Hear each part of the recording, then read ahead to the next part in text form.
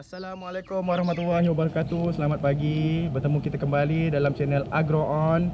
Dan anda jangan lupa subscribe, komen, like dan share dalam channel ini yang akan memaparkan tentang teknik-teknik pertanian yang boleh dikongsikan bersama dalam kehidupan kita. Saya Muhammad Nakiuddin bin Abdul Hayyum akan menceritakan anda tentang kaedah-kaedah fertigasi. Yang pertama sekali kita perlu tahu bahawa apakah keperluan dan komponen penting yang terdapat dalam sistem fertigasi. Untuk channel ini, saya akan memperkenalkan kepada anda tentang sistem perpaipan.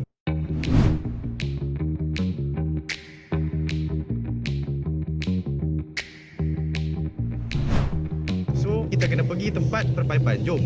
Okey, ini adalah ruang pump kita yang digunakan dalam sistem fertigasi. Okey, yang pertama sekali kita perlukan adalah tangki bancuhan baja yang berfungsi untuk melarutkan air dan stok bahan bancuhan ke tanaman kita.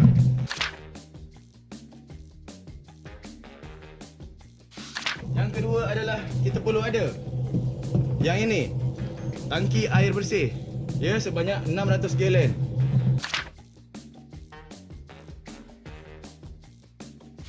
Yang ketiga, jangan dilupakan water pump 1.5 horsepower berfungsi untuk menarik air dalam sistem bancuhan dan mengeluarkan air tangki baja ke rumah fertigasi ataupun tanaman kita.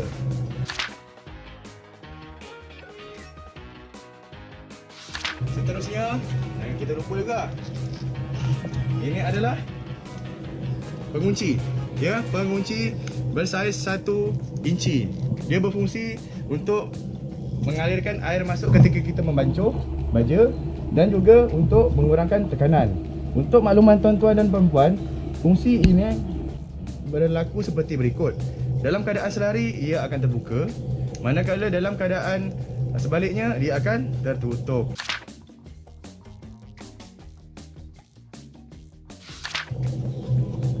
Okey, seterusnya jangan kita lupa penapis air.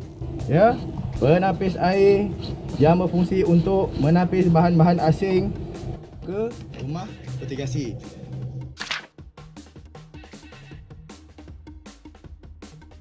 Okey, setelah kita tahu komponen-komponen utama dalam asas fertigasi, first sekali kita mesti tahu bagaimana kita hendak menggunakan water pump, house ataupun sistem pengairan di dalam rumah fertigasi. First sekali apa yang saya pegang ni adalah pengunci atau stopcock yang mengalirkan daripada tangki bancuhan ke rumah fertigasi yang terdapat dalam tanaman kita. First sekali kita perlu tutup stopcock, ya.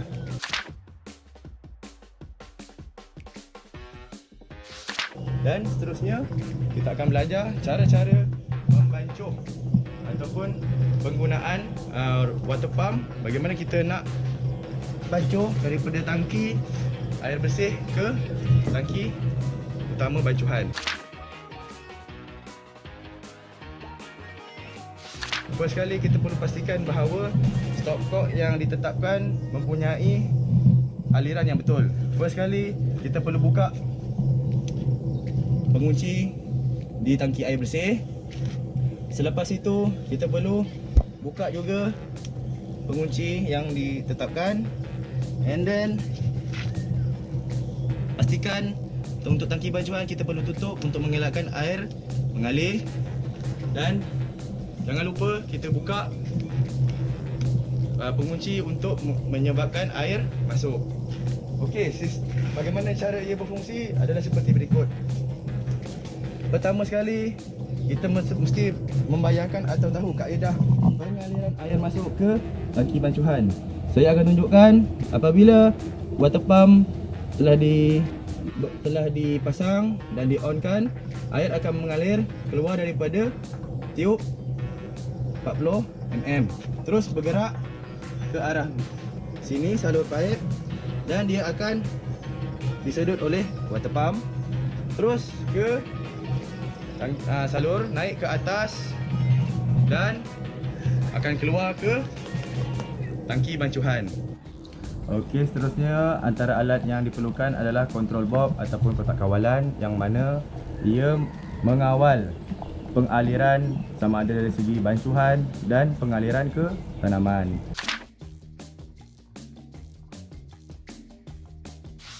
Okey, seperti yang tuan-tuan dan puan-puan lihat, kita mempunyai pelbagai jenis butang-butang yang diperlukan. Untuk dalam segmen kali ini, kita akan buat tentang bagaimana kita hendak mengumpulkan daripada sumber air bersih ke tangki utama. So yang kita perlukan adalah switch utama, switch on dan switch off. Untuk ponat ini berfungsi, terdapat 3 jenis fungsi, iaitu dalam keadaan automatik, dalam keadaan off, dan yang ketiga adalah dalam keadaan manual. Kenapa kita perlu tahu fungsi ini?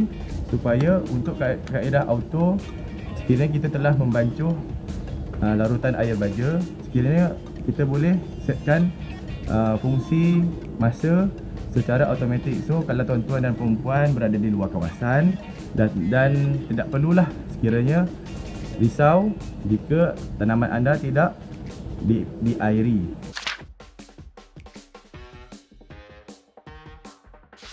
Yang kedua adalah sistem off, berfungsi untuk memecahkan ataupun menghentikan aliran. Yang ketiga adalah manual.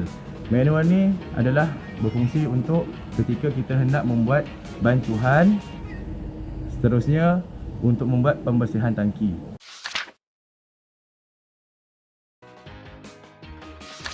Okey. Jadi saya akan tunjukkan bagaimana kaedah ini berfungsi. Kita setkan ke arah manual dan kita tekan on.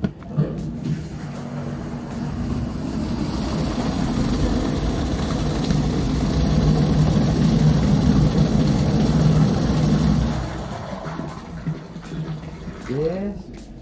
Sekarang kita berada di dalam keadaan ruang dalam tangki bancuhan baja. Okey. Tuan-tuan lihat, kita perlu mengalirkan daripada tangki sumber air bersih ke tangki larutan baja, dan pastikan bahawa larutan air mencecah memenuhi di bawah pengaliran lubang air masuk. Hal ini kerana apa? Sebab kita mahu mengelakkan pembaziran, yang mana jika kita telah lebih, dikhuatiri akan merosakkan komponen-komponen berpaipan dan menyebabkan sistem rumah pam ni gagal berfungsi. Okey, pastikan air separas hingga ke bawah lubang aliran air masuk. Dan untuk segmen seterusnya nanti kita akan tunjukkan bagaimana kita nak membuat larutan air baja di dalam tangki ini. Chill.